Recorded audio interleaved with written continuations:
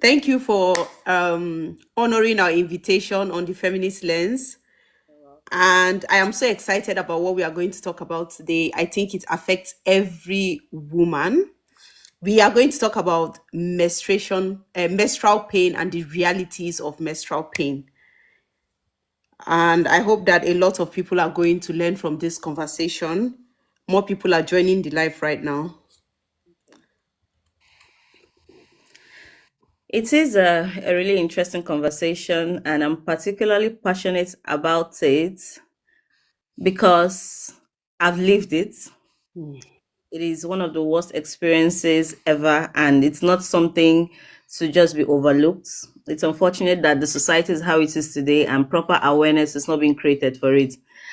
And I'm going to take your permission because I really prepared for this live. So I put some of my thoughts down, and from time to time, you see me looking away. I'm trying to not forget really important parts of this conversation, especially in relation to my own personal experiences, because I think people relate more with personal stories. And I hope we, get to have the effect, let this conversation have the effect that it should have. Thank you very much. If you just joined the live today, we are going to talk about menstrual pain realities. And I'm going to start by asking you, what does menstrual pain mean to you? What does it mean to you? First and foremost, and the most important thing is menstrual pain, in simple terms, means pain. It means pain in its worst form, and the kind of pain that you have to hide and pretend that it's not there just because you need to show up and live your normal life. But it is impossible to do that, unfortunately, because you're being torn apart. People can see you, but they don't know what's happening on the inside of you. And on the other hand, for me personally, menstrual pain realities also means fear.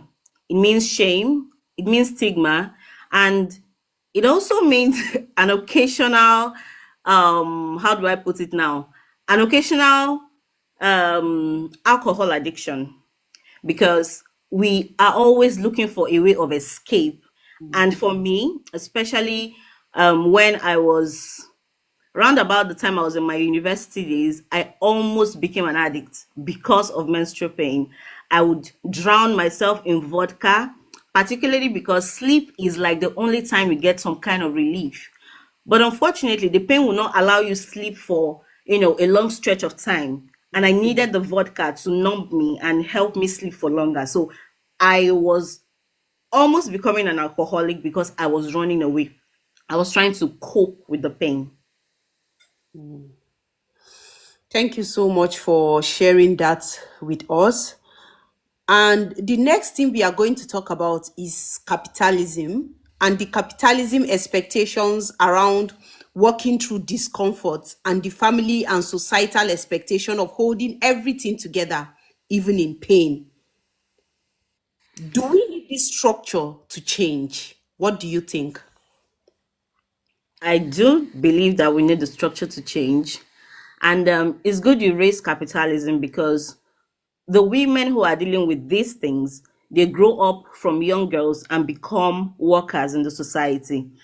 And for someone who had to deal with menstrual pain while in the office, imagine giving a presentation and you're dealing with pain. Imagine having to go to meetings, meet with clients, and you are literally not yourself, because the moment the pain hits, the first thing that comes to your mind, the way your body reacts is, I just want to coil up and sleep. I just want to coil up.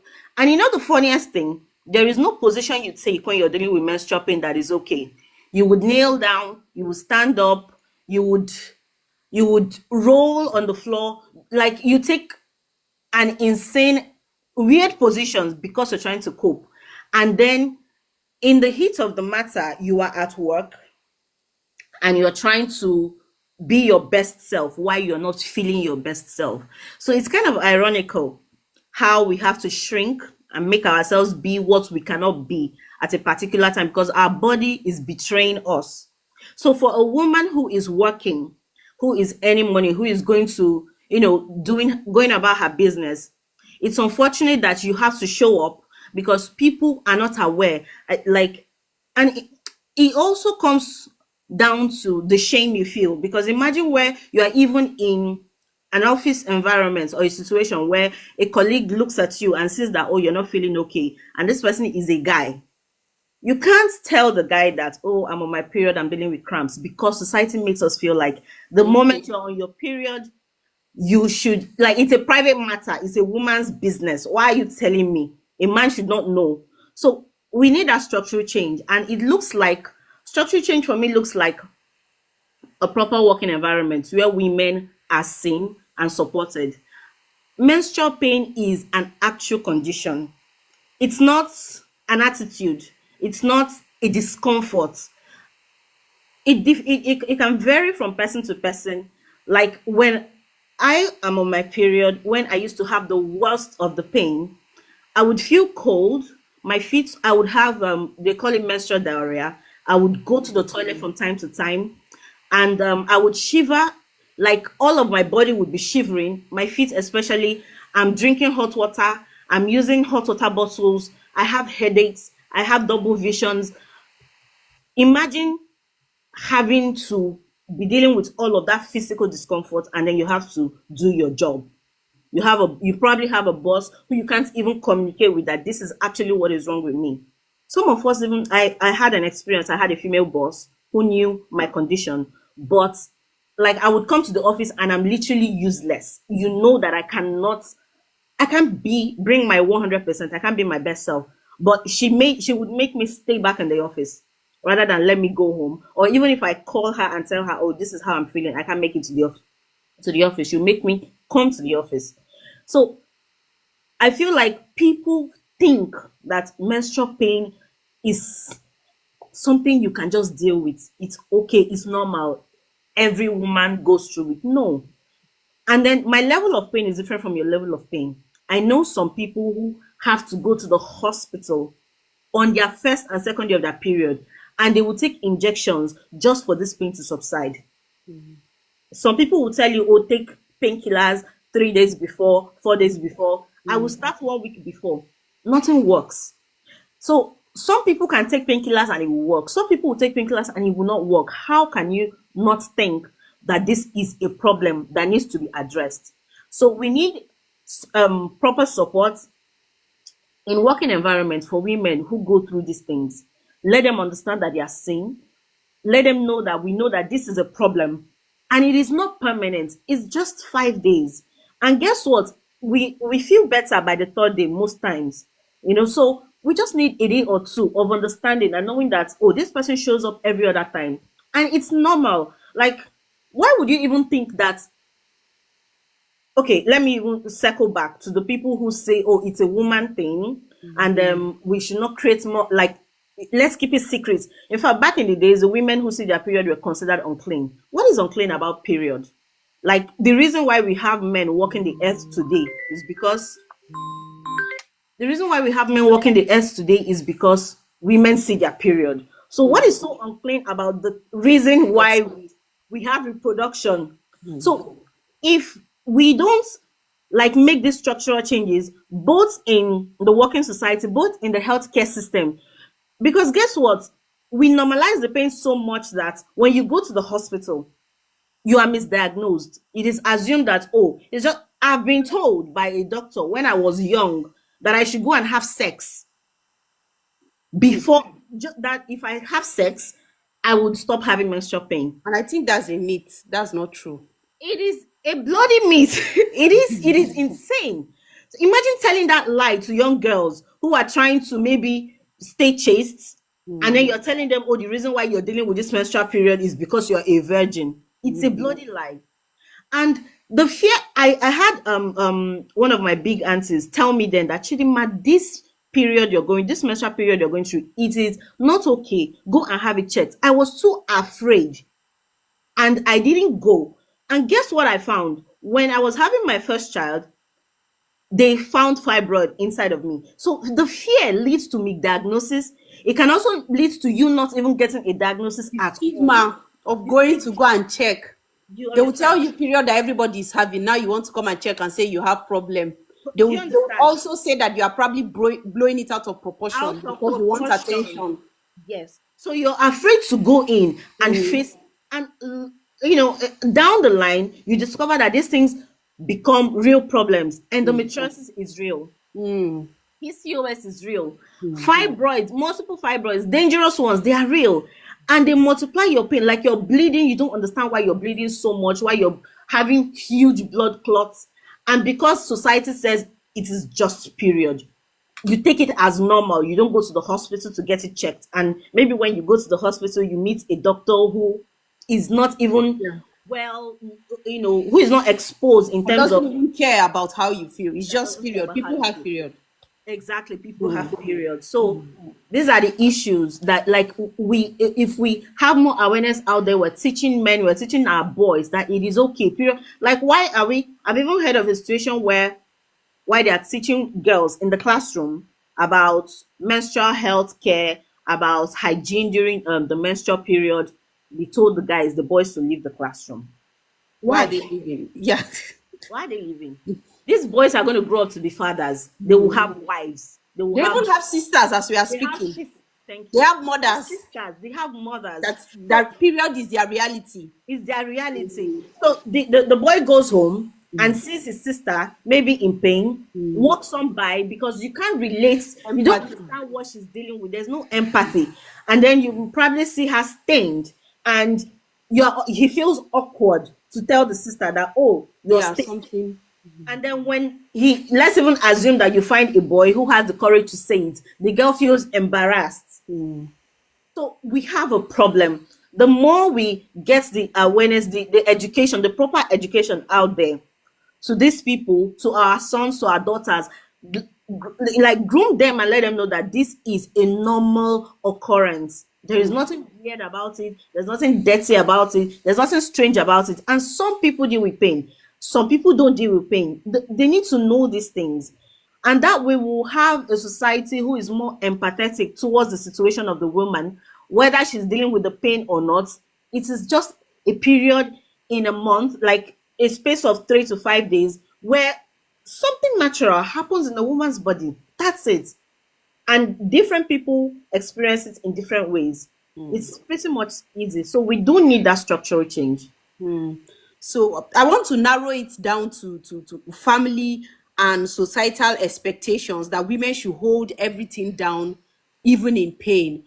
Yeah, I should we give women the luxury to be vulnerable during their period? Should we give them the, would I say, empathy, the understanding that they are going through something, and allow them to be vulnerable at that state while helping them to be able to go through that phase as family members? When I say family members, I mean husbands, brothers, even sisters. Like, do we need that dismantling of the structure that says you need to hold everything down even while in pain? You would know that even when our mothers were in pain, we barely knew growing up. Even when our mothers were on periods, we only understood the realities of period when we started having them. So that stigma around period that make you hold everything down together and act like you are fine even when you are in pain, does that system need to be dismantled so that families will start showing more empathy to women, allow women to be vulnerable in the state of pain, and to show that they're in pain and they need to lie down and they need to sleep, they don't need to do anything, they don't have to be strong at that moment? Also, bringing it back to capitalism, these are two questions. Bringing it back to capitalism, is there a way that companies need to give women some grace? I understand that, oh, it's a profit oriented system and everything is profit above humans. But is there a way to bring humanity to it, that we give women grace, especially women who are going through probably endometriosis, fibroid, who have extreme cases where they need some leave, for example, like some days off because of these situations? And also, they need to understand that for capitalism to thrive, we need human labor. And for human labor to be available, we need women to give birth. And for women to give birth, we need to make them comfortable enough to want to give birth. So is there a way that even in a capitalist system where it is profit over people, we should prioritize women's pain and give them some sort of grace during their period? So I'm linking it down to family, family giving grace, capitalism, companies also giving grace, and also let me bring it down to feminism, saying that okay, women say they want to work, right? They want to be in the workforce, they want to be part of society, they want to work, they want to be independent. Now, I've heard people say, oh, it's women that say they want to work is because you say you want to be feminist. You didn't have to work. Women are meant, because of period pain, women should stay home and rest. They don't have to work. So also, what do you think about that narrative that because of period pain and all the things that women go through, they shouldn't be in the workforce and they shouldn't be um shouting or saying that they need feminism or they need equality? After all, they have options to just sit home and do nothing. So I'm just linking the three and then asking your opinion on these issues before we move to the next question. I'll try to answer all the questions. I hope I remember them all, but I'll try to link the answers. Yes. Let me start by saying, why do they say that women say that they want to work? Who gave us that option that we should not work?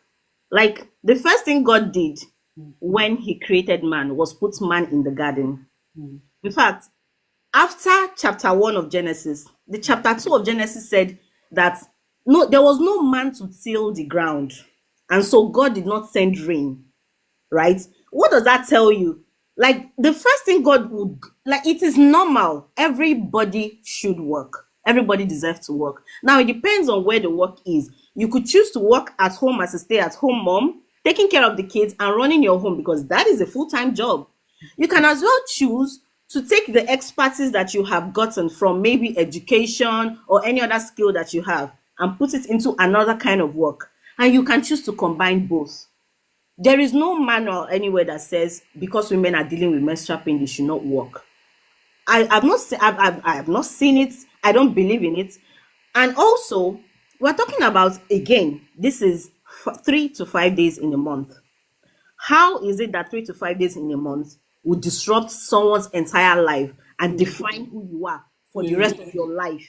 Like 5 days in 31 days or 30 days in a month. And because of those 5 days, I don't deserve to work. Now, the reason this is my belief, the reason why women are pushing to go to work, to stay at work, to be relevant, is because of how society has put them. A woman who chooses to stay at home and not work is looked down upon, not just by society, but one day the man who you're living with in your house will look at you and say you're doing nothing. No trust. You ignore the fact that you are home, you are catering to the children, you're cooking, you're cleaning, you're raising babies, you're being, yeah, you do school runs. Like, if we sit down and start writing the things that stay at home moms do, it's a lot. But that work is ignored, is overlooked, because it is a woman's place to be at home. Do you understand? So now women are saying that if I stay home and I am not I don't have economic power, I am literally useless. Yes. Because one day the man I'm living with in the house can just wake up and be like, you are a burden to me. Until the society retrains the mind of people that a woman who stays at home is contributing 100% to the society.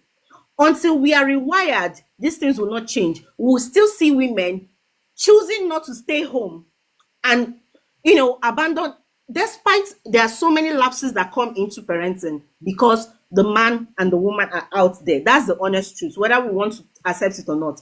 But then the woman, if she decides to stay home, or even the man, anybody that chooses to stay home, a day will come, you feel like you are not complete. You feel less of yourself. Do you understand? Like, and it is inborn. I feel like that thing is in a woman is Your entire personality cannot be about staying home. There are so many things you need to achieve. Do you understand? So you just have to find a way to balance this thing. We just need a balance. There's nothing wrong with a woman staying home, but the problem is if you start looking at that woman as a useless woman, then there is a problem. That's why the woman wants to go out there and do what she has to do to give her life some form of meaning outside her family. And then bringing it down to empathy in the home, like you rightly said, when our mothers were same period, we hardly knew. Sometimes it's only when they That's if they even send us to go and buy sanitary pads. For the ones who use sanitary pads, we don't know. Personally, my mother didn't know what menstrual pain was until it started with me. I was her only child, her only daughter who experienced crazy menstrual pains. So it was weird for her when it started. And she'll be like, hey, I'm sorry for those that don't understand Igbo. So that's like I don't have any other child that this is happening to. It's just you. What is going on? It was strange, it was weird for her. But guess what? When she started meeting people, or maybe people come to the house and see her tending, taking care of me, what is wrong with her? Oh, she's on her period, it's hurting. Then people started talking. So Experience. especially Yeah. mothers, oh, this my daughter is dealing with it. So why are we hiding this thing? Why are we keeping quiet? The people we literally cover it, and then bringing that down to the capitalist system, Yes. where we know that most companies are profit oriented. But guess what? In an organization where there's proper structure, you don't work alone. You work in a team. There should be people like nobody is an island. There is nothing you are doing that a team member cannot do or cover for. We're talking about a day or two. And bringing it down to let me use a personal experience. I have a big auntie who has the worst kind of endometriosis.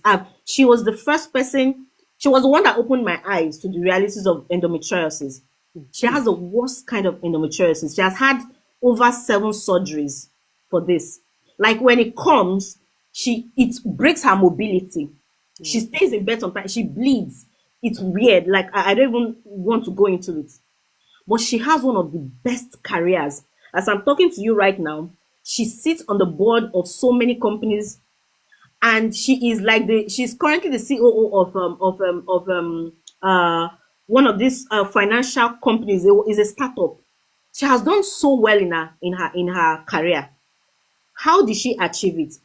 Her story shows me that if companies, if organizations put their mind to this thing, they will make it work. It doesn't make the person useless. They just need some time to deal They with their just pain. need some time to deal with their pain. Recovery is rest. Rest is recovery. Like if you take time off, it's not laziness, it is you recovering. And even if you have a headache, even if you have a fever, they will tell you, minus all the drugs you use, you need rest. So all we need at that period is space and rest. It's not like, and guess what? For every time she comes back to work, she gives her 100%. There is no lapse in her job. Like she couldn't have grown. She has worked in different companies in the financial institution. She couldn't have grown to the level where she is right now if she didn't have the proper support. Of course, here and there could be one or two team members who might, oh, you take time off too much and all that. But this is somebody who understands that I have to show up. This is not an excuse. It's just I'm taking this time off briefly to recover, and then I'm coming back with my A game. Companies can do that. You have a team of 4 or 5 in the department. Everybody knows what everybody is doing. Everybody can cover for emergencies can happen. What if a People team member already take sick leaves. People already take sick leaves. people die. People die on the job and it continues. So why is somebody taking a day or two off in a month for their pain?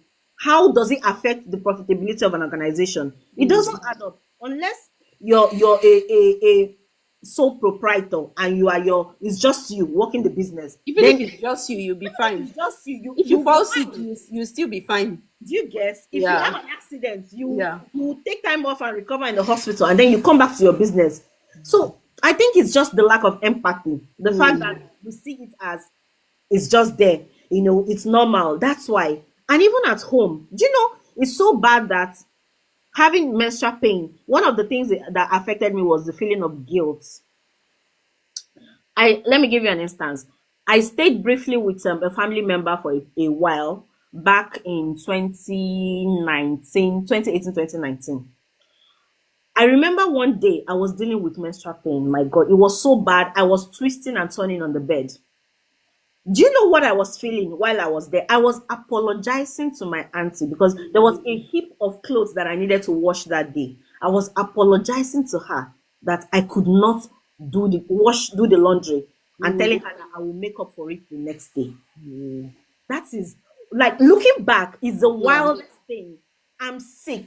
I'm incapacitated. I am literally immobile. And you have to apologize for And it. I am apologizing for being in pain, for not being able to show up and Mm, do house chores. So we need more people to be empathetic. Like, understand that these people are human beings. Pain is real. Like, pain is so real that the pharmaceutical industry make billions of money off making painkillers. painkillers. So Mm. imagine the kind of pain that people are dealing with every day. And then this is a pain that we know comes and goes. And this is just, I'm just talking about the menstrual pain, the cramps on itself. We've not added the waist pain. We've not added Back having pain. the back pain, the heaviness of the legs. Like, sometimes even days before your period comes, you feel Abdominal pain. Cramps, abdominal pain, diarrhea, the menstrual headaches. diarrhea, the headaches, the double vision, the Yes. bloating, Blurness. the irritability, the fact that you can't even keep food down, you can't even eat. Some people even vomit. Yes, yes, yes. I can relate. Haba. It's just 2 days. Please. Anybody who understands how profit works, Mm. anybody who has built a structure, emphasis on structure and systems, trust me, you can cover any lapses that a team member would have. You can. So if we are more aware and we are more empathetic to the feelings of these women, we will make things work. We'll make it work. I hope Yes. I Yeah. touched every It, part. a lot has been said. You touched everything. I think that we need a lot of awareness so that people will understand what is going on. And I think why there is no awareness is there is a culture of shame. So because Yes. people are ashamed to talk, there is no awareness and people don't know about it because everybody is quiet.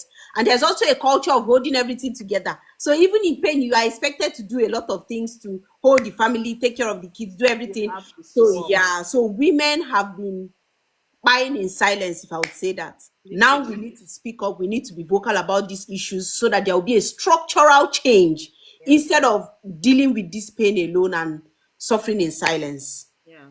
Wow. Lastly, let's talk about the stigma that makes pain invisible. Do you think that it is wise to say that um that to say that pain is not an excuse to be badly behaved? And of course, you understand that there is a false narrative going about women that saying that women are badly behaved and they, use period as an excuse and all of that. Do you think that that stigma makes pain invisible? And do you also think that women are badly behaved because of their period? And do you also think that a lot of women make excuses to be badly behaved using their period? Hmm. I don't believe that. What do they even mean by women are badly behaved? Everything boils down to lack of empathy. Mm. See, what I've come to realize is this lack of awareness. When society does not see the suffering, when you don't see something, you don't know about it, you can't relate. So society does not see the suffering, and so women literally die in silence. Like you said, it's a shame culture. And you can actually talk about emotional regulation, emotional intelligence Mood without. swings that comes with period. It's not just period that causes mood swing. Even drugs that we take for birth control and all of that, those things cause mood swings. And it's not necessarily because we want to be like that. It is our hormones that Yeah, are disrupted by this stuff. So mood medication. swings, if I would Yeah. say. Yeah. So, like, I'm trying to get back to my original line of. Sorry, I cut you off. Sorry.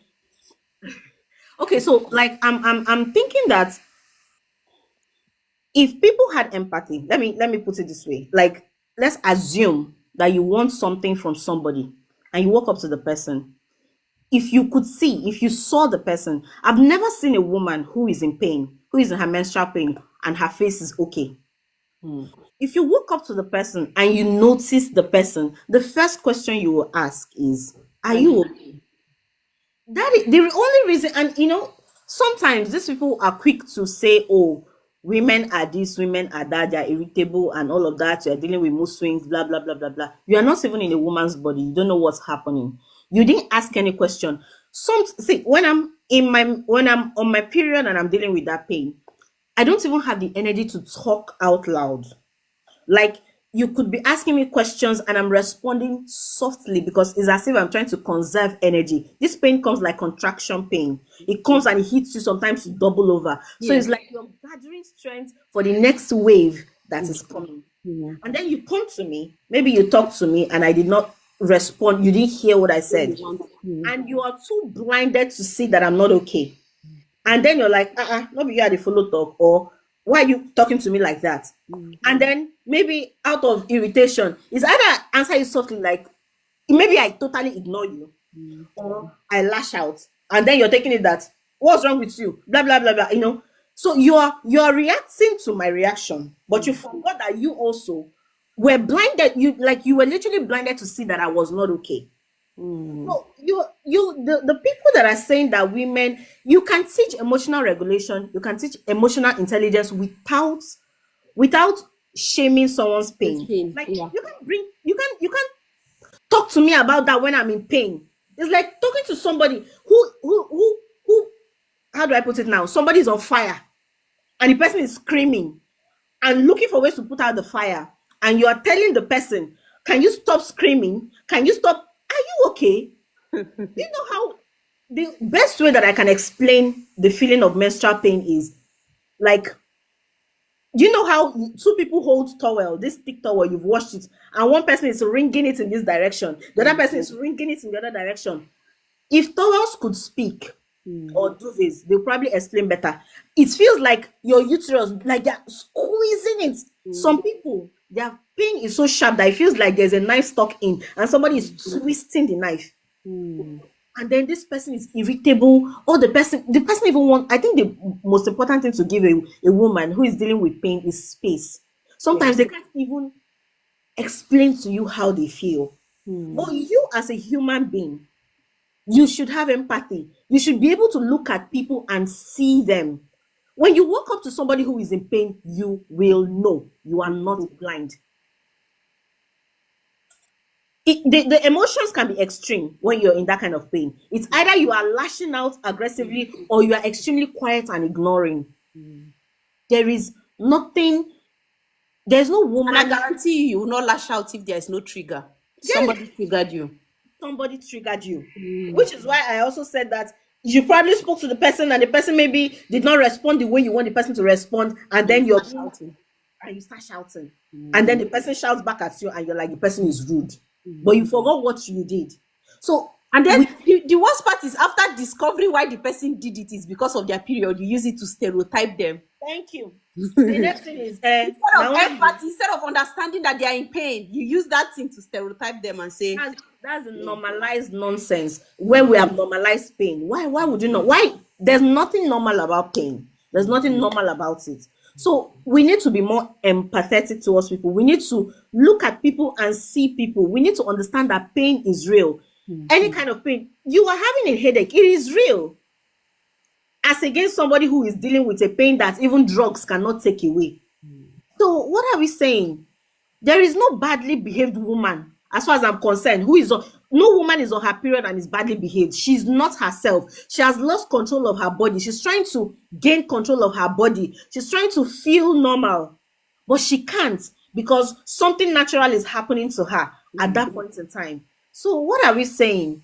I don't believe that. I don't believe that women who are on their period are badly behaved. I don't believe that at all. I think it's the person who lacks empathy. I think it's the person who is not seeing what another human being right in front of them is going through and is taking advantage of the fact that that particular knowledge is hidden, is not popular, because like you rightly said, when they do find out, they'll be like, oh, it's not just period. So Mm. the moment you're saying it, you have failed as a person. You disconnected yourself from that pain. You disconnected yourself from what a fellow human being like you is feeling, and that is not good. That is unfair, and we'll keep going backwards if we keep thinking like that. Mm. Thank you so much. Thank you so much for this very insightful conversation. Thank you for coming on Feminist Lens, and would hope to see you next time where we are going to probably discuss something else because we want more of this wisdom on our platform. Thank you. And if you have any final words, anything you want to say to conclude, you can go ahead. I can say that most importantly, first and foremost. Especially the way forward. Yeah. Yeah. So Mm, for the way forward, of course, we talked about it a lot. We need to create more awareness. It is very important for people who have sons and daughters in their home. If you're a mom, if you're a boy mom, you're a girl mom, you have work to do. Anything you're teaching your girl, make sure your boy is there. Make sure you're teaching them together. The more empathetic we become in the family, it means we are going to have a more empathetic society tomorrow because these children will grow up and go out there.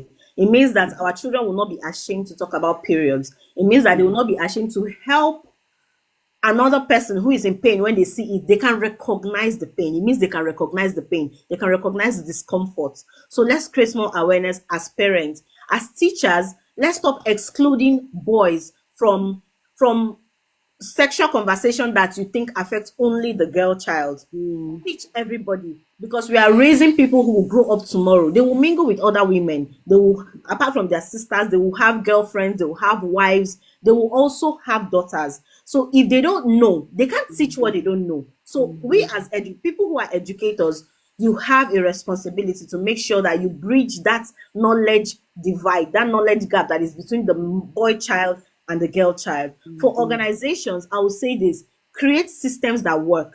If your system is working on one person alone, it is not a system. It's not going to work. Create team that are empathetic, that understands that it is just temporary, it's just a lapse, and understand that the person in question don't want to be in that situation. They don't want to be in that pain, but they can't help themselves. So when you give them the support that they need, because people who are supported perform better. Imagine where I know that I have my boss covering me, I have my team members understanding what I'm going through for 2 days or 3 days. When I come back, I will come with 150% over 100 because these people have given me the support that I need to recover, to feel better. So it's important that we create systems that are supportive, that cover you and help you be your best self, that help us be our best self. Also, understand that rest is recovery. Pain is not attitude. Pain is not in any way attitude. So whenever you're in pain, you are not yourself. So it's okay to lash out sometimes. It's okay to feel the way you feel, especially when you're triggered. It's also okay to keep quiet and not want to converse. It is a coping mechanism. Deal with it as best as you can, and I pray that God give all of us the strength to move on. And I hope it breaks one day. I got lucky. They said when you have babies, it stops, and I got lucky. I had my baby, and it didn't stop completely like they said, but it tremendously reduced. Like I'm no longer on the bed and completely useless, or so something can happen. You could grow older and outgrow it, and then you should also not be afraid to go and get checked. It's important for women. We've hidden it long enough. Don't be afraid. Don't feel guilty. If the pain is so bad that it disrupts your entire life for 2, 3, 4 days, you deserve to be seen. Go to the hospital. Go get yourself checked because if there's something bigger that is happening on the inside of you, earlier detection is very important. It could save you. It could help you. So that's it. Thank you so much. Thank you so much, Uma. We hope to see you again. Thank you. All right. Bye. Bye. Oh, sorry. I forgot something. So if you want to follow her, that's her page, Cook with Covey. You can always follow her page if you want to. You don't do a lot of talking on your page, so she does a lot of cooking. If you like food, you can go and follow her. Thank Thank you you so so much much. anyway. Thank All you. right. All Thank right. you. Have a nice day. You too. Bye bye. Yeah.